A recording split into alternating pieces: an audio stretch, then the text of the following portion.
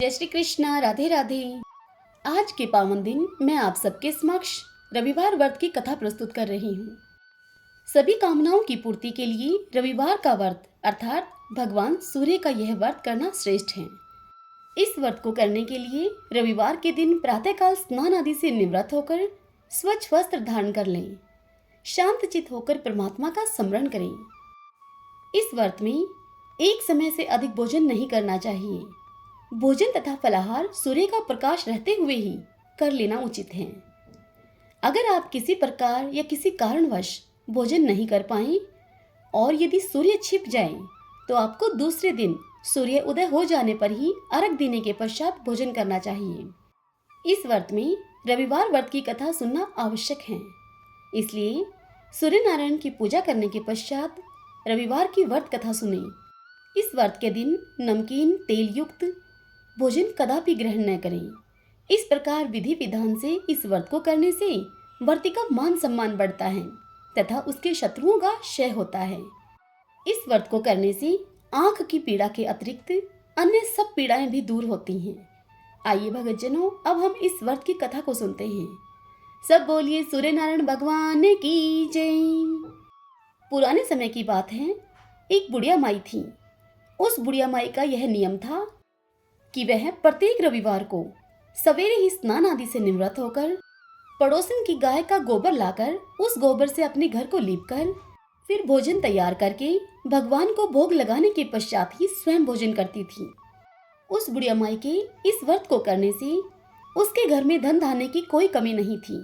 उसका परिवार सुख और आनंद से परिपूर्ण था। इसी तरह कुछ दिन बीत जाने पर उसकी पड़ोसन एक दिन विचार करने लगी कि यह बुढ़िया माई हमेशा ही मेरी गाय का गोबर लेकर जाती है, और यह सोच अब वह पड़ोसन अपनी गाय को अपने घर के भीतर बांधने लगी। अब बुढ़िया माई को गोबर न मिलने के कारण रविवार के दिन वह बुढ़िया माई घर को न लीप सकी।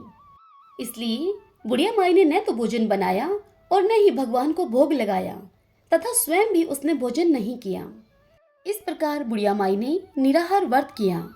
अब रात हो गई और अब वह भूखी ही सो गई। रात में भगवान सूर्य ने उसे स्वप्न में दर्शन दिए और भोजन न बनाने तथा भोग न लगाने के लिए उससे कारण पूछा।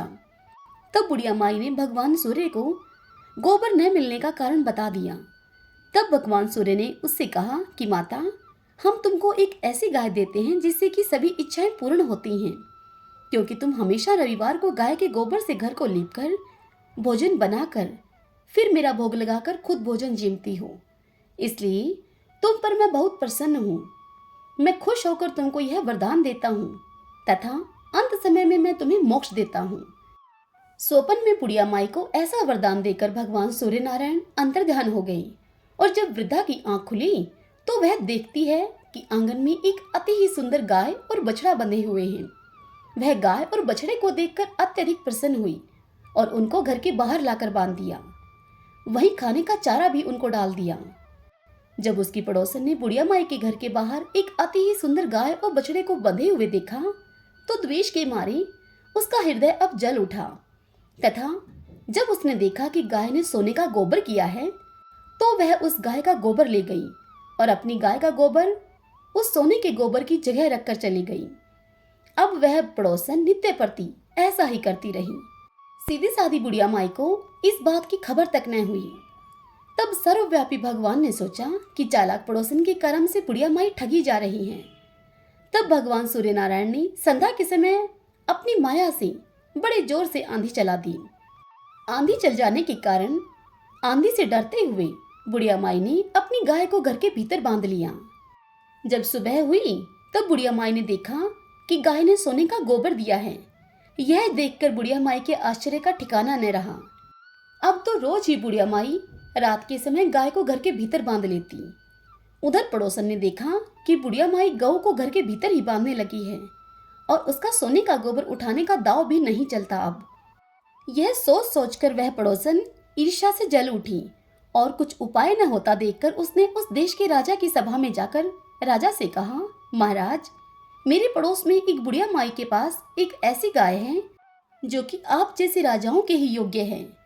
वह गाय रोज सोने का गोबर देती है। आप उस सोने से प्रजा का पालन कीजिए। वह बुढ़िया माई इतने सोने का भला क्या करेगी।